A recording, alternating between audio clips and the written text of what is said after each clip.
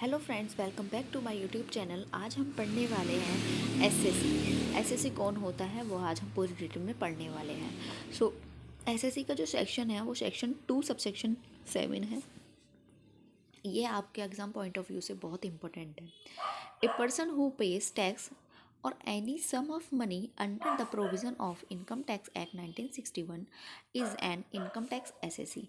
अगर कोई भी पर्सन जो कि टैक्स के लिए लाइबल है और sum of money under the provision of income tax के अकॉर्डिंग, इनकम टैक्स एक्ट के अकॉर्डिंग 1961 के अगर कोई भी पर्सन टैक्स पे करने के लिए लाइबल है तो वो आपका इनकम टैक्स एसएससी होगा। The term assessee covers all the people who are assessed for their income. जो भी पर्सन अपनी इनकम को असेस्ड करवाता है वो एसएससी होता है, ठीक है।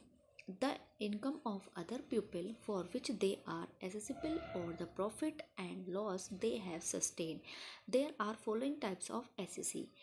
इसमें आपके कुछ टाइप के एसएससी होते हैं। एक तो होता है नॉर्मल एसएससी। वो कौन होते हैं? An individual who is liable to pay taxes for the income earned during a particular financial year, a normal assessee. कोई भी इंडिविजुअल है जो कि टैक्स पे करने के लिए लाइबल है during a particular financial year, कोई भी फाइनेंशियल ईयर में, तो वो आपका नॉर्मल एसएससी होगा। Every individual who has earned any income और incurred any losses during the previous financial year. अगर कोई भी इंडिविजुअल जिसने अगर इनकम अर्न की है या लॉसेज की हुए हैं उसका, तो वो आपका प्रीवियस फाइनेंशियल ईयर में टैक्सेबल होगा, ठीक है।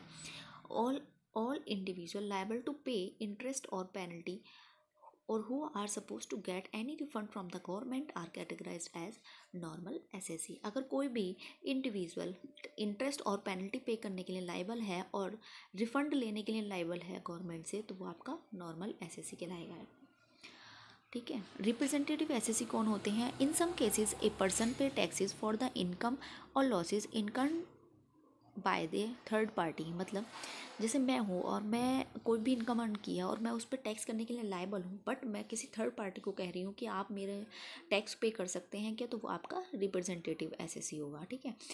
This term is basically used for minor lunatics और non resident as these people are not liable to file taxes for themself. अगर कोई भी माइनर है यानी कि 18 साल से नीचे है, या ल्यूनेटिक्स है, मतलब जो भी मतलब डिसेबल है, वो आपका टैक्स पे करने के लिए लाइबल नहीं है।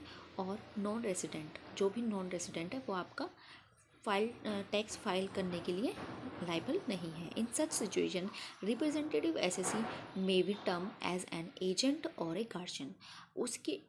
इस सिचुएशन में आपका जो रिप्रेजेंटेटिव एसएससी होगा वो आपका या तो एजेंट होगा या तो गार्जियन होगा, ठीक है। डीम्ड एसएससी कौन होते हैं? Deemed assessee are individual who might be assigned the responsibility of paying tax by the legal authority. Deemed assessee can be categorized as, अगर सपोज करो कि कोई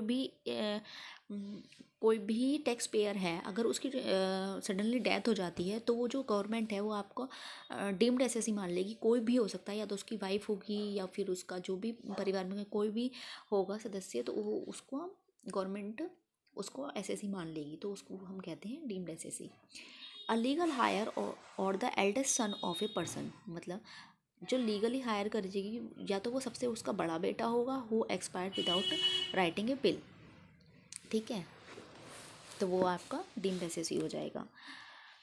और दूसरा है illegal hire or the executor of the property of a person who passed on this property to the executor in returning of the at the time of death। अगर कोई भी उसने लीगल हायर कर लिया है टैक्स पे करने के लिए उस प्रॉपर्टी पर, तो वो उसका at the time of death वो आपका लीगल हायर हो जाएगा। The guardian of A minor, minor का कोई भी गार्जियन है, ये लुनेटिक्स है, एंड द इडियट, ठीक है, वो उसका कोई भी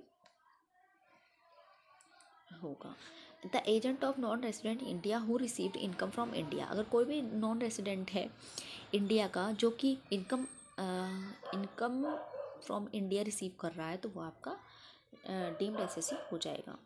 SSC in default, SSC in default का मतलब है कि हम उसको एसएससी मान लेते हैं, ठीक है, वो होता नहीं है लेकिन उसको हम मान लेते हैं। This term is very important. SSC in default is a person who has failed to fulfill the statutory obligation as per the income tax, such as not paid taxes for the government or not file the income tax return.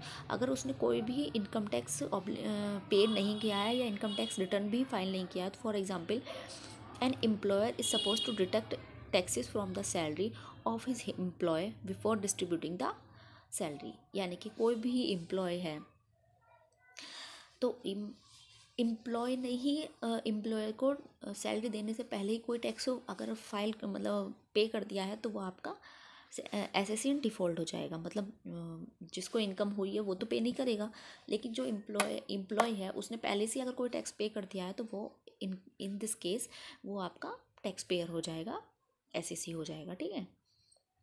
He is then meant by the specified due date, उसकी भी कोई specified due date होती है। If the employer fails to deposit the tax deducted he will considered as the assessee in default. ठीक है। उसको अगर उसने एम्प्लॉयर ने अगर टैक्स डिपॉजिट उस डेट तक टैक्स डिपॉजिट नहीं किया है या टैक्स डिडक्ट नहीं किया है तो वो आपका एसएससी इन डिफ़ॉल्ट हो जाएगा। नॉन एसएससी कौन होते हैं?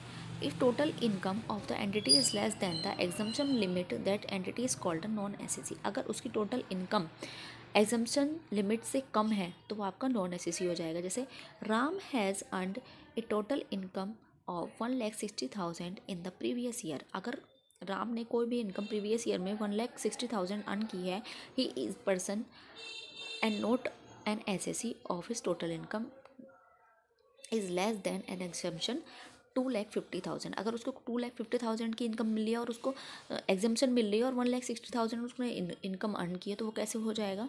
एसएससी नहीं होगा ना। No tax any other sum of money is due to him. ठीक है, उस पर आपको कोई भी टैक्स नहीं लगेगा।